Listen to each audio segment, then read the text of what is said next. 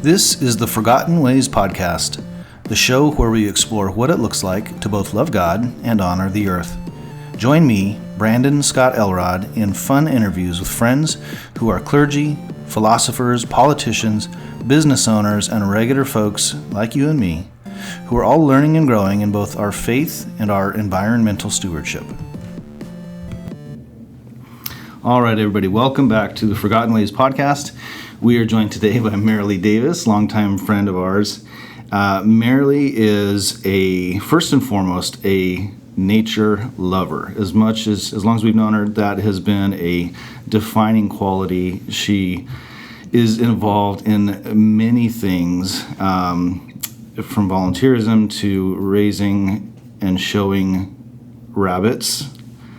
You can explain that more for us. Raising chickens, tending to horses, working at a veterinary clinic, like all kinds of things. So she's a nature lover first and foremost. She is a prayer warrior.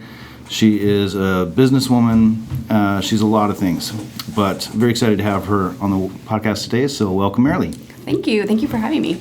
So, Marilee, as long as we have known you, you are defined by a very central theme, and that is that you love animals.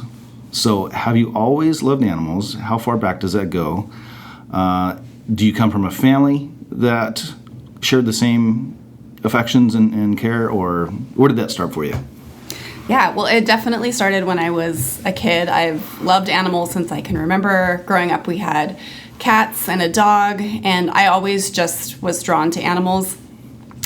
We lived next door to a ranch, so I think I was about third grade, fourth grade when I started pulling weeds around the barn up there in exchange That's a good time. Yeah, exchange for horse time to get to play with a couple of their little ponies that were safe, for someone of my age and size.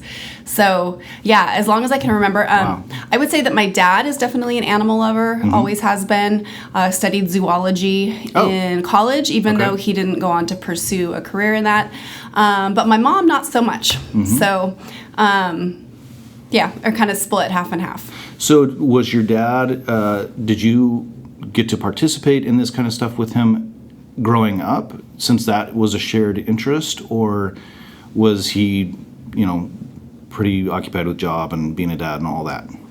I mean, he was occupied with his job and being a dad, but also it was just common ground that we had to be able to connect on. So, and my dad always knew a lot, I think, from his shared interest and also his part of his college education. So he knew a lot of things about nature, whether that was animals or plants or sciencey stuff. So we were always able to connect around that topic. And I would say that's still true today. I don't think my dad and I don't have a ton in common, but we do have the animal theme in common. So it's common ground. And is that, so when we talk about loving nature, for you, is that mostly centered on animals? Or even more specific than that? I mean, do you love the outdoors in general? Or is this, no, you really have a heart for animals? I think it's more nature in general. I've always felt like I connected with the Lord the most easily and seamlessly in nature, whether that's been up at camp, sitting by, a stream, or checking out trees, or, it's always been a source of inspiration, like awe-inspiring creation and nature. And then the animals, I think, are a part of that. I think it's easiest to connect with God in nature, and I think I feel most myself and free when I'm caring for animals. Does that make sense? That makes sense. So those sound like they could be two different things. The camp example of being in nature, being the rocks and the big pine trees and away from it all, and you mentioned connecting. You connect better with the Lord in that kind of setting. Can you even talk about what connection looks like for you? Connecting with the Lord, what might that look like as a pattern? Well, I think a pattern that he's used with me, well, first of all, I just notice nature. Even driving down the street from my house to here, I notice the trees, I notice the plants, I notice I notice the birds. I see every hawk that flies around. Like, I have a radar for that. And I have found in connecting with the Lord that he often uses the nature around me to talk to me about something. Okay. Can I give just an example? Yeah. Okay, so there was one time I was sitting in my backyard, and our backyard is very nature and animal oriented. We have rabbits and chickens and a couple dogs, and we have this beautiful tree that's actually dying. It breaks my heart. But we have a bird feeder attached to it. And most of the birds that come in and out of the yard are little brown, I think they're sparrows. And I love sitting there watching them when I'm having my quiet time or whatever. And there was this one particular day, I don't remember specifically what I was struggling with, but I was feeling not great about myself. I was needing the Lord to talk to me about who I was. Okay. Sort of an identity piece. And I think I was struggling with comparing myself to others, which I think for women is kind of a common theme sometimes. But anyways, all of a sudden this beautiful bird with this like bright yellow belly flies into the yard, and I'd never seen one like that before. And so as I was enjoying it and watching it, I heard the Lord speaking to me like, I see you like this bird, even more beautiful than this bird. Like, you admired the beautiful yellow on this bird, but I see you as, a bird of many colors. Like, I delight in you the way that you are delighting in this bird. So that's an example of how... Special moment? Yeah, special moment. And I often feel that God makes connections with me through nature and through animals in that way, because I feel like it's my heart language. Like, I understand it. I understand my admiration and the beauty that I feel looking at nature, and it helps. When God flips it around, it helps me understand that he sees me and feels that way about me too. Yeah. I think that's actually a really important example that you bring up. We live in a pretty urban or suburban area. There's not a whole lot of nature, like wild nature, that we can really engage with here. It's something we have to go away. We have to look for it. We have to find it. And I think that for a lot of Christians, the idea of connecting with God and nature is either this romantic idea that maybe is a little silly and it's not for everybody, and you can have a similar or better connection by just studying the Bible or something like that.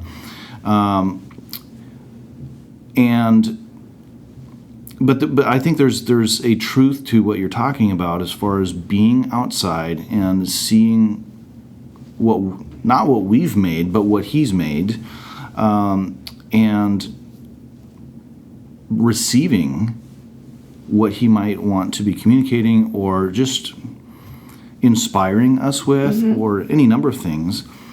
And I think part of that ties in with the reality that a lot of what we're surrounded by, as far as what we've built in neighborhoods and streets and the infrastructure and all these things, are really a big distraction. They can really get in the way of hearing his voice, of recognizing and noticing when he's wanting to get our attention, and yet that's where we spend most of our lives.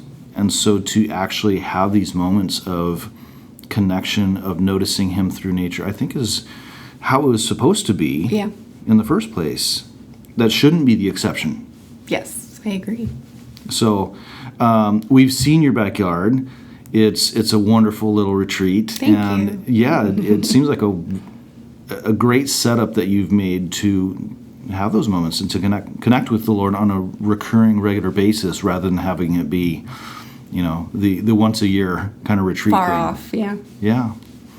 So that makes sense. So that's one thing, connecting with God through nature.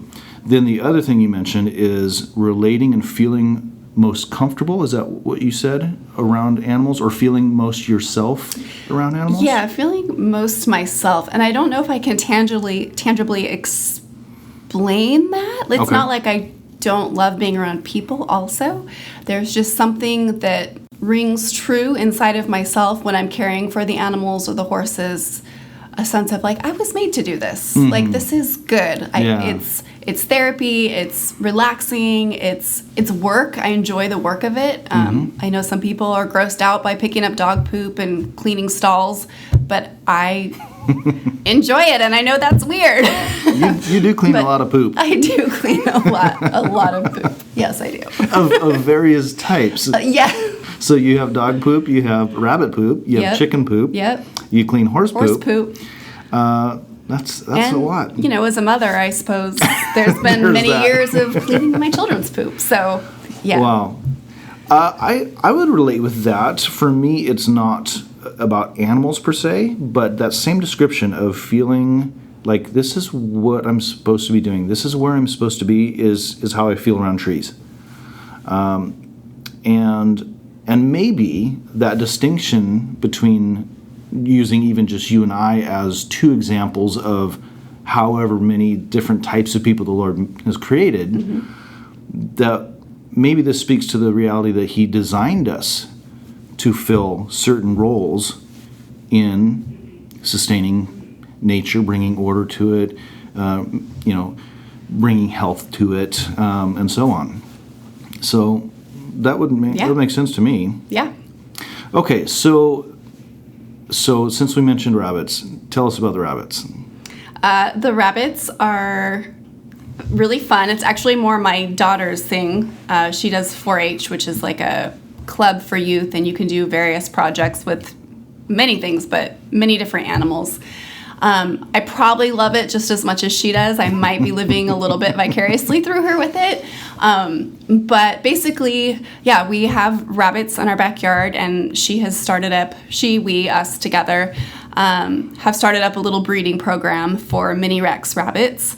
And it's just been fun, learning about breeding them, caring for them. For my daughter, it's been really good in teaching her responsibility and commitment, sticking with something, and realizing that you're in charge of something that depends on you for its well-being: food, water, love, good care, clean cages for safety. So there's been a lot of great teachable moments and great learning experiences for her in it. And then they're just super cute. And it's really fun. And she also shows the rabbits, and the thing that's been amazing to me is I didn't know there were so many things to know about rabbits. Like, they just look like a cute bunny, but right. It's crazy. They judge them on all kinds of conformation and fur, and the rabbit world is more in depth than anyone would have ever thought. Is it kind of like a dog show? Oh yeah, very much. Okay. Yeah. My daughter will get up and show her rabbit, so she'll go before a judge, and in this instance, she's being judged. So the judge is judging her on her rabbit knowledge, how she handles the rabbit. Okay. So she walks through basically head to toe, or head to tail of the rabbit, and the judge asks her questions. So there's definitely a learning curve for her there. And then the other piece is you're putting your rabbit into this tiny little cage all lined up with other rabbits, and a judge who knows rabbit conformation and what they get the most points for and all this by breed comes and looks at your rabbit and judges them on that. So it's kind of both. Wow. How many breeds are there typically represented there? Ooh, see, if Karis was here, she would know. I think there's, all in all, I think there's about 40 to 50 rabbit breeds in the U.S. Wow. That are recognized, and I don't know who came up with that. But okay. Yeah, but we have mini Rex, which are small and the softest rabbit you've ever felt. If you touch a mini Rex, you'll be ruined for any other kind of rabbit because they have the most amazing coats. Wow. Okay, so how far have you traveled to show rabbits? I think the furthest we've gone is Turlock up in Central California. Okay. I have a dear friend, Stephanie, and her girls that also are in the Rabbit Project. And so for some of these shows that are further away and more fun, because Central California is so much more rural than Southern California is, right. You get so many more people. So we take the rabbits, we sneak them into hotel rooms, and we show them far away. It's been really fun. Wow. Okay. Yeah. You're breaking all the rules. Sneaking. You're not sneaking beer. You're sneaking. We're sneaking rabbits, and the kids love it. Like, how do we get them in? Keep them covered. We sneak in the back door. Like, I don't know. Wow, it's a lot of fun. That's funny. That's funny. So, all right. So you've been doing this for a number of years. Mm-hmm. You also do a lot of work with horses, and that, for where we live, we're not surrounded by horse country. It's something that you have to kind of seek out, and you have to be intentional about finding and investing into and being part of. Which means that by default, it's a really expensive thing. Yep. If you want to own a horse, raise a horse, stable a horse, anything like that around here is really for a different income level. Yes, you have to. Yeah, you have to be doing really well to keep horses here in Orange County for sure. So how have you been able to? I would imagine, like a lot of people listening who aren't in that place financially, but want to be part and want to, take care of horses and be part of that world. How do you do that? How did you seek that out? Well, I think it's important to start with, I have always felt like God has provided all the horses for me my entire life. Okay. I've never owned my own horse. I've always just kind of been at the right place at the right time, and worked hard. When I had an opportunity, I learned everything I could. I worked hard, and I really feel truly God has always opened doors for me with that. It's still my dream someday to own my own horse, and that hasn't happened yet. But in the meantime, and for me, it's part of my understanding how much God understands me, because I do believe he gave me this love for horses. And so it's part of his provision as a child, knowing how important they would be as a safe place, as a respite, as therapy, and as something to pour myself into. And I don't think it's any different at this phase of life. I still go up there to relax, to retreat, to process. I do a lot of processing, cleaning stalls. I think that's part of why it's I like it. And if you're a horse person listening, you might maybe understand that. I've heard I'm not the only one. But I think, and this is just an example with the current woman that kind of has, my relationship with her has touched so many different areas of my life. The woman whose horse I take care of, I actually met her at gymnastics for my daughter. Okay. And there was just something in me that knew I needed to talk to her, and that was, I think I heard her saying she was a veterinarian, so I knew she was my kind of people. Yeah. But as I got to know her, that's how I learned that she lived in Orange Park Acres, that they had a horse, and obviously as a veterinarian, she was an animal lover, and we connected over a few things and just became friends. And really, I don't have an explanation for it other than I think it's just God's favor and goodness.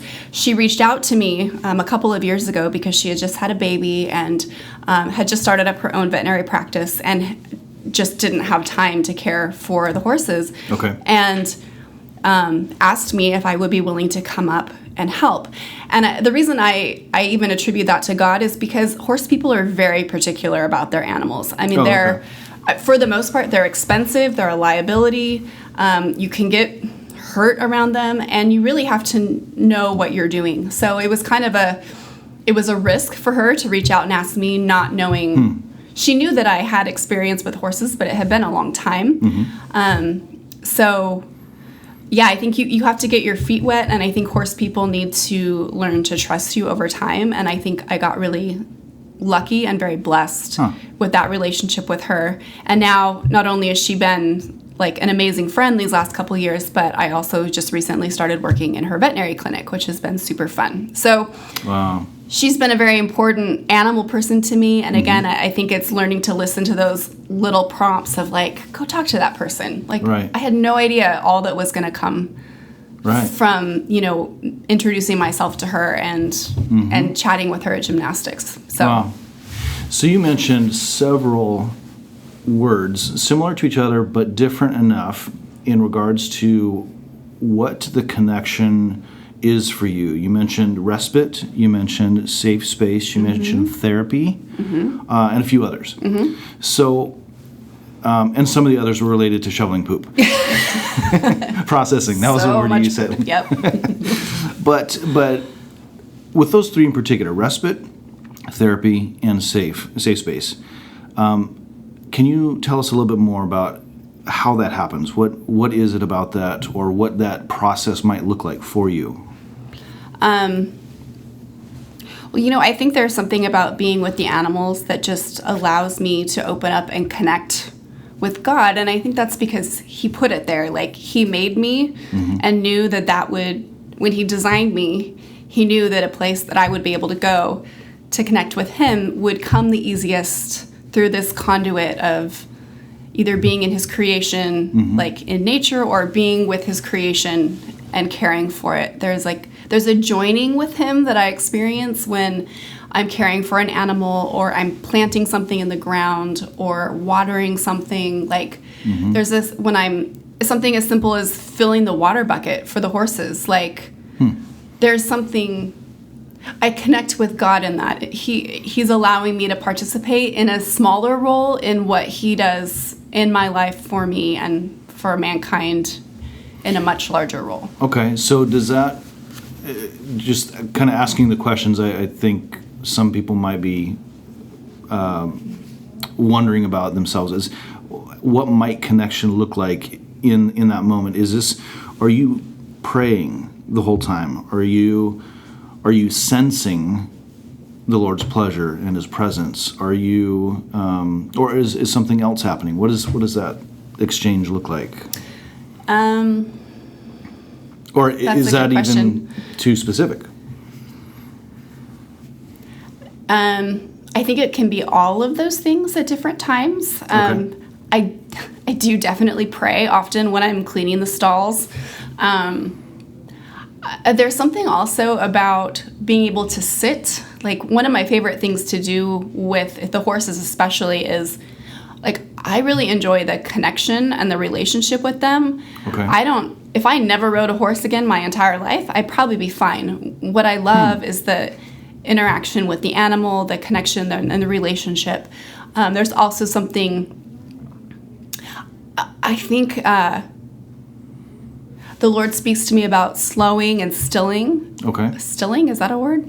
Being yes, still? I'll say it's a word. Being able to sit back and even just watch the horses turned out, or, interacting with each other. Okay. So it's a place to pause and to look around and to enjoy. And again, I often find that because my heart opens and experiences so much love and admiration and awe for animals, that God often uses that to talk to me about myself. Okay. Am I answering your question? Yeah. That makes sense. So it's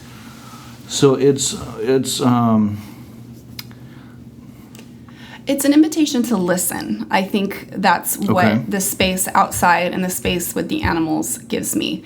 I'm more open to hearing and connecting when I'm in that environment. And part of what's conducive about that is the slowing down and the being still, the noticing, being mindful. Yes. That would make sense. And even the work is enjoyable. Like, it's good work. It's enriching. It's productive. Yeah. So that's an interesting take on things, because I think when people... You're describing work as central to the process. Animals are a lot of work. But I think when we collectively talk about making a difference, when we talk about getting involved, I think the work part of it is really the minimal piece for people. They want to, we kind of exalt the feel-good part of it. And that looks like the reaping the rewards part. Like, oh, mission accomplished. Now it's fixed. Now we don't have to worry about this problem. The problem was associated with the work. And so the problem is solved now. We don't have work to do. Now we get to enjoy the fruit of our labors. whether it's a cause that we've accomplished, or a problem that we've fixed, or a wrong that we've corrected, an injustice that has been treated. But what you're describing is a regular engaging in the work. Yeah. And you're talking about work that is, back to poop. It never ends. Yeah. So that doesn't sound very romantic from the romanticized, viewpoint I think a lot of us have about being in nature, connecting with nature. I think that's really interesting. And my question then would be, how does the work piece inform the reward piece? Because it's such a central thing, and you've clearly described pleasure in the work, connection in the work. Do you think, from your experience, that the work piece is supposed to be a central part? Like, that's just inherent to the process of engaging in nature? Was that too wordy? No. I guess where my mind is going with it is back to Scripture. Okay. Even in the very beginning, that was part of God's intention for man, was to care for and tend to and name the animals, the plants. So I think it's good work that he had in his mind for us to do.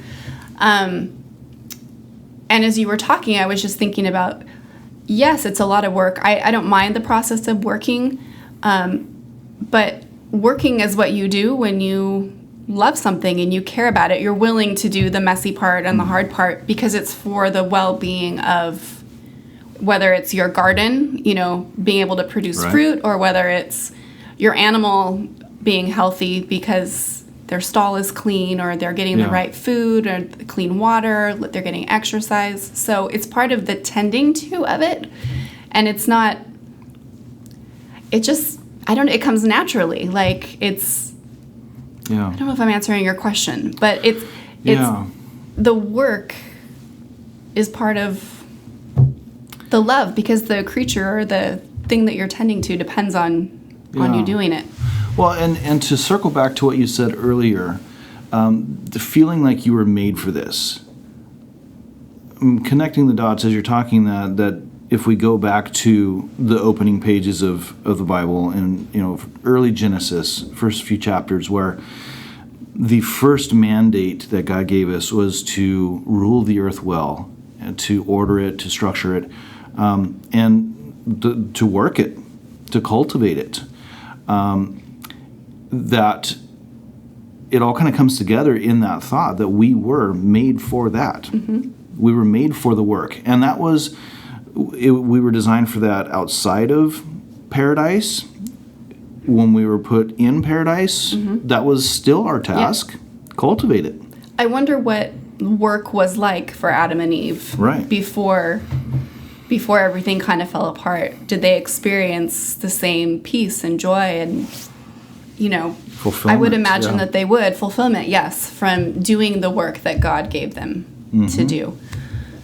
And for those who view work as a curse, or as the curse on mankind after our forefathers, Adam and Eve, blew it and kind of messed everything up, I think they handpick and selectively process some of those passages that talk about the curse of how difficult the work was going to be once they were removed from paradise. Like, you got to work the hard soil.